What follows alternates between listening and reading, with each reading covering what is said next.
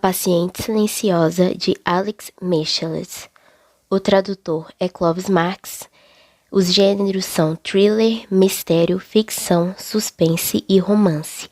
É uma narrativa da editora Record, publicada no 5 de fevereiro de 2019 no Rio de Janeiro, contendo 350 páginas. As temáticas abordadas são amor, morte e crime. Sinopse: um assassinato, uma verdade oculta. As raízes do silêncio são muito mais profundas do que se pode imaginar. Alicia Berenson escreve um diário para colocar suas ideias em ordem.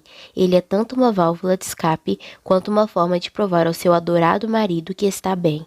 Ela não consegue suportar conviver com a ideia de que está deixando Gabriel preocupado, de que está lhe causando algum mal. Alicia Berenson tinha 33 anos quando matou seu marido com 5 tiros e nunca mais disse uma palavra. O psicoterapeuta forense Theo Faber está convencido de que é capaz de tratar Alicia depois de tantos outros falharem. E, se ela falar, ele será capaz de ouvir a verdade? Eu escolhi esse livro justamente depois de ler essa sinopse e querer saber mais.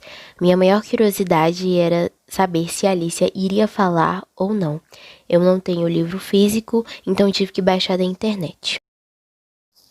Enredo: o livro é narrado em primeira pessoa, com capítulos intercalados entre a visão de Theo e o diário de Alicia, que ela escreveu antes do crime acontecer.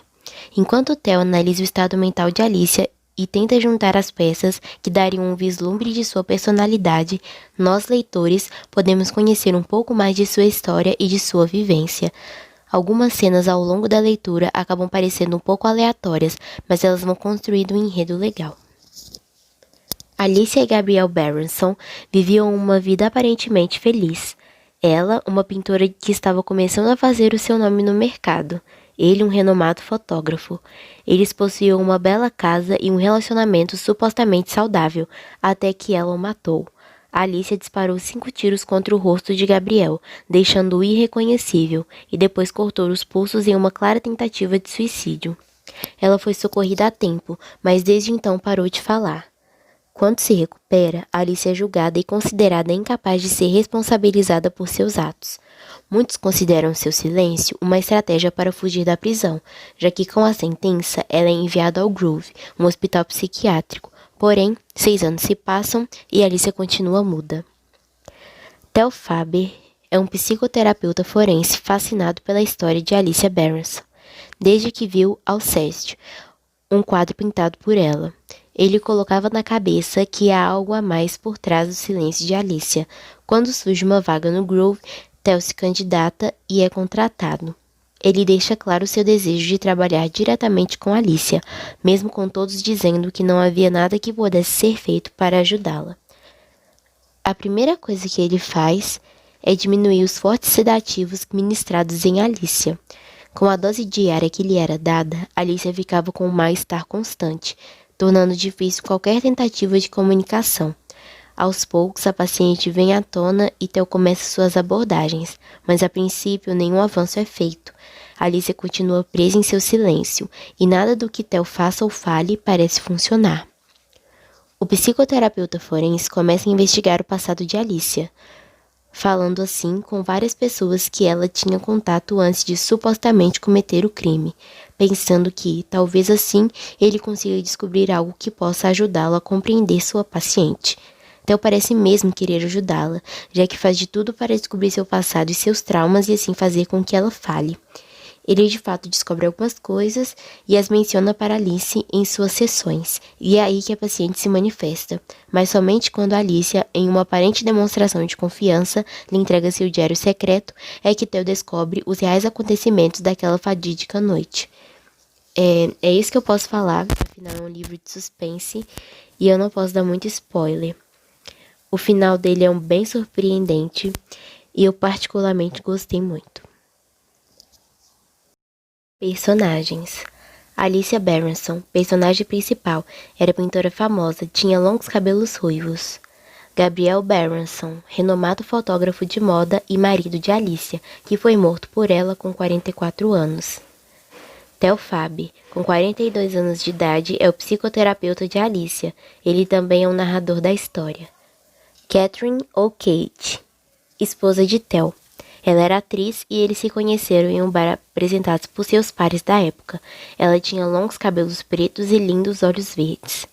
John Felix, amigo de faculdade de Alicia, ele tinha uma galeria de artes onde Alicia colocava seus quadros. Tinha 40 e poucos anos, um sujeito bonito de cabelos e olhos pretos. Max Berenson, irmão de Gabriel, advogado de Alicia. Era grandalhão, calvo, com o rosto cheio de cicatrizes de acne. Usava uma colônia masculina forte. Tanya Berenson, esposa de Max. Ela era loira, bonita, pequena e delicada. Diomedes, diretor clínico do Groove. Falava com um leve sotaque, era bonito e tinha uns 60 anos, porém parecia mais jovem. Yuri, chefe da enfermaria psiquiátrica do Groove. Ele era bonito, forte e tinha 30 e poucos anos. Cabelo preto e uma tatuagem tribal no pescoço. Cheirava a tabaco e uma loção pós-barba.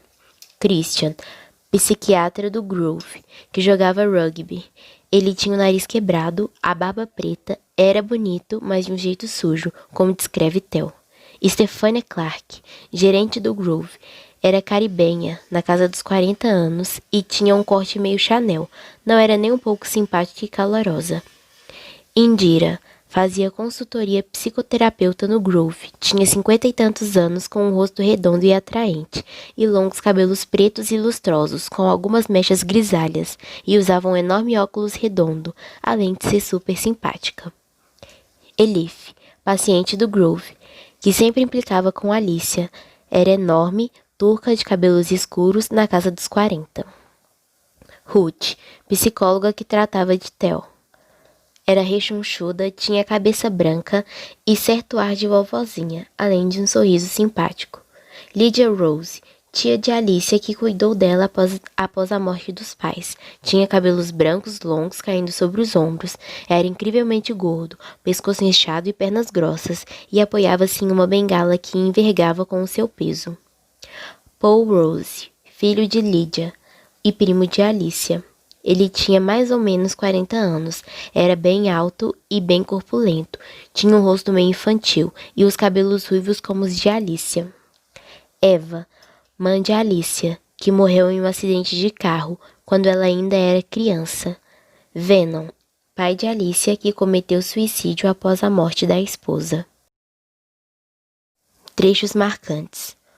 Não havia tempo a perder. Alice estava perdida, desaparecida, e eu pretendia encontrá-la.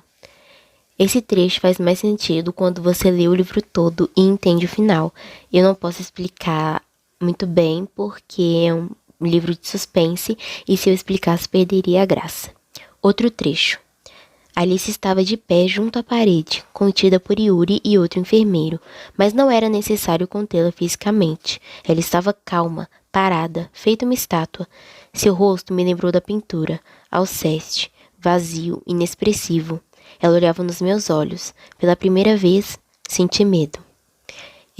Esse trecho remete a quando Alicia agrediu uma paciente do Groove, a Elif, após ela ter provocado, e Alicia não mostrou nenhum sinal de arrependimento ou remorso, mesmo vendo Elif sangrando no chão.